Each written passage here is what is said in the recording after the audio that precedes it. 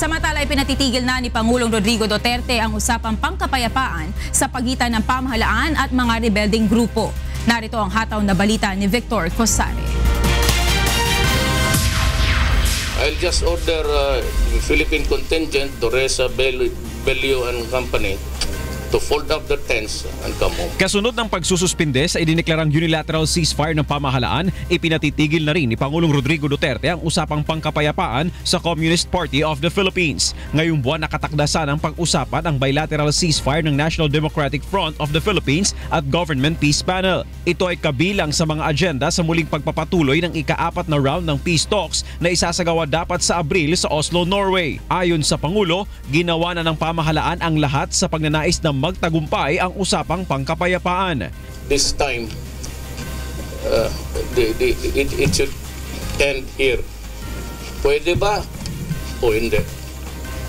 Ako, ginawa ko na lahat. Gumastos ang gobyerno, told the soldiers to prepare for a long war.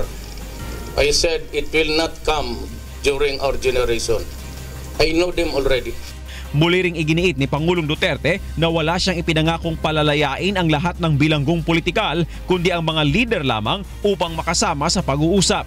Una na ring sinabi ng Pangulo na hindi na maaari ang hinihingi ng kabilang panig na palayain ang nasa 400 pang political prisoners. Kaya naman kasunod ng pagpapahinto sa ongoing peace negotiations, pinababalik na sa kulungan ang mga NDFP peace consultants na binigyan lamang ng pansamantalang kalayaan upang makabahagi sa usapang pangkapayapaan. For those who were released by the government, they should on their own volition return here and go back to prison. Or else I'll be forced to... But I'm alerting all the intelligence community to keep track of where they are now. Well, they are on the wanted list.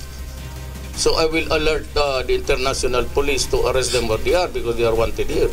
I'll cancel their passports. I don't know if they will be granted asylum there. Samantala, dagdag pa ng punong ehekutibo, sarado na ang kanyang desisyon, liban na lamang kung may makikita pa siyang dahilan na makapagpapabago pa sa kanyang pasya. Unless there is a compelling one, I do not know what would be that reason. But always it would be in the interest of the nation. If I do not feel or I see that there's a joke somewhere, I will not waste my time and compromise the integrity of the government by releasing all for nothing. Victor Cosare, UNTV News and Rescue, Davao City.